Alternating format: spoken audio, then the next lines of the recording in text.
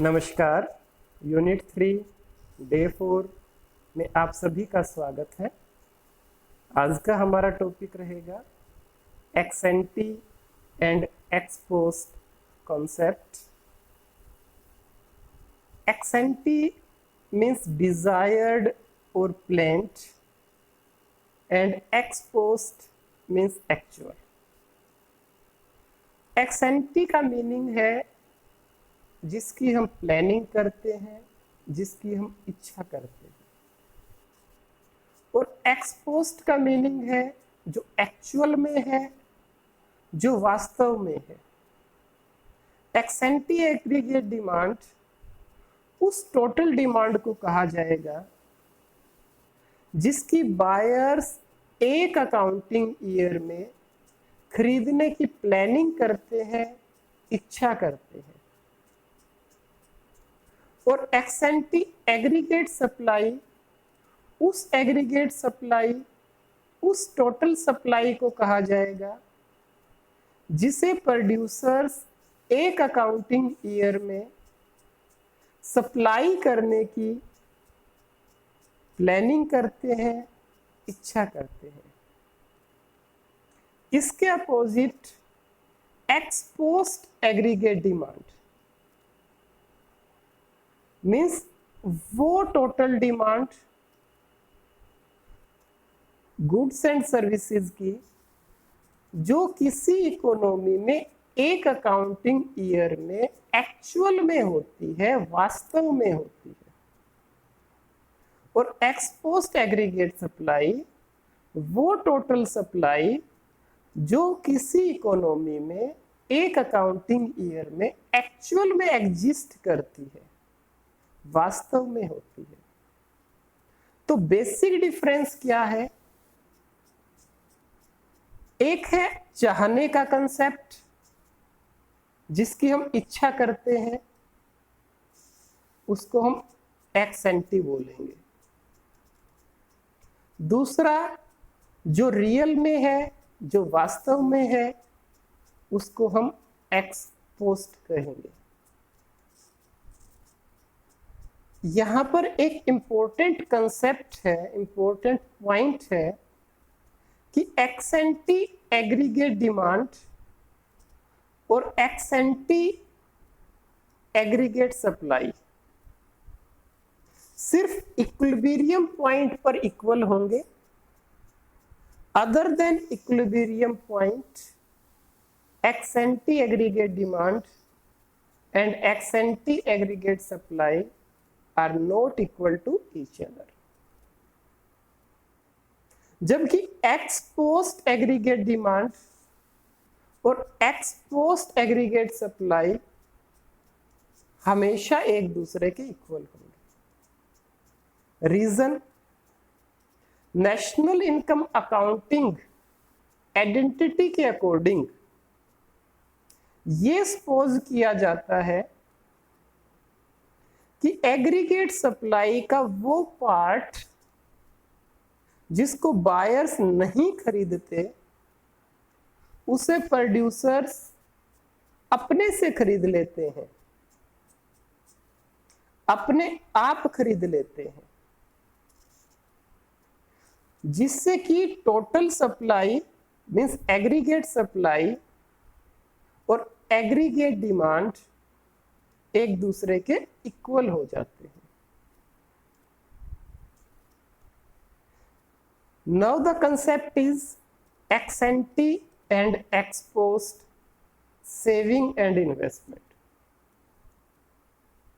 जैसा हमने last slide में किया उसी तरह से ex ante सेविंग मीन्स वो सेविंग जिसकी कंज्यूमर्स प्लानिंग करते हैं एक अकाउंटिंग ईयर में सेव करने की, कि एक अकाउंटिंग ईयर में इतनी सेविंग होगी।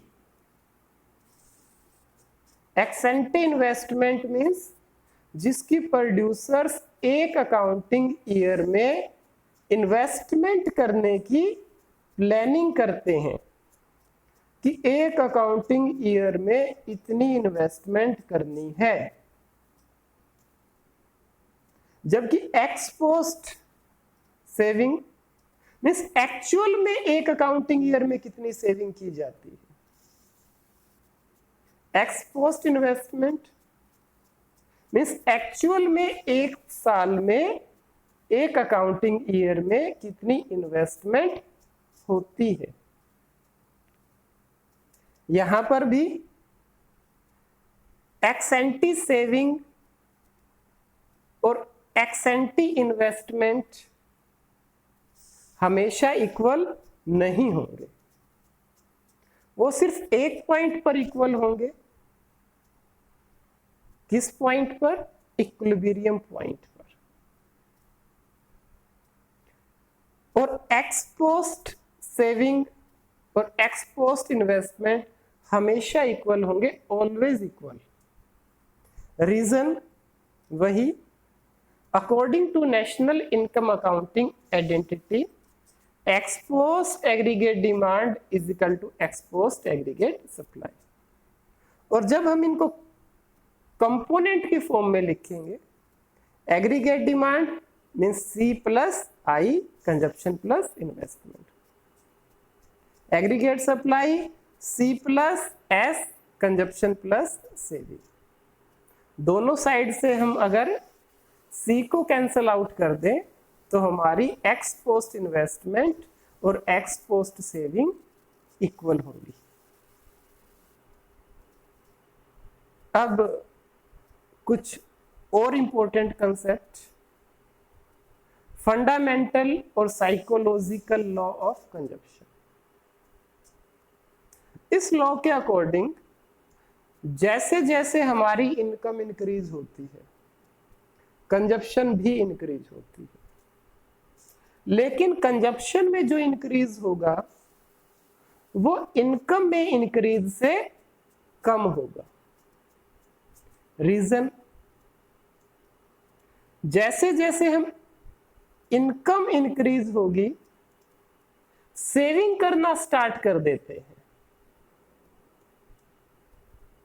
और जैसे जैसे इनकम की इंक्रीज करने से आप सेविंग भी इंक्रीज करोगे तो कंजप्शन में जो इंक्रीज होगा वो इनकम में इंक्रीज से कम होगा।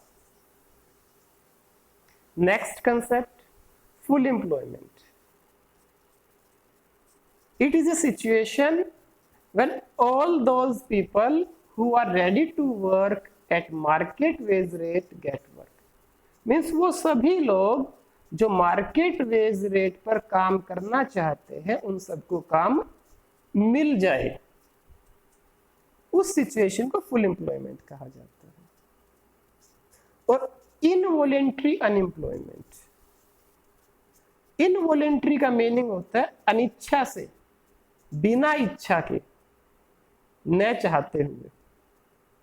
मीन्स वो सिचुएशन जिसमें कोई व्यक्ति किसी मार्केट वेज रेट पर काम करने को तैयार है, काम करना चाहता है, लेकिन उसको काम नहीं मिलता।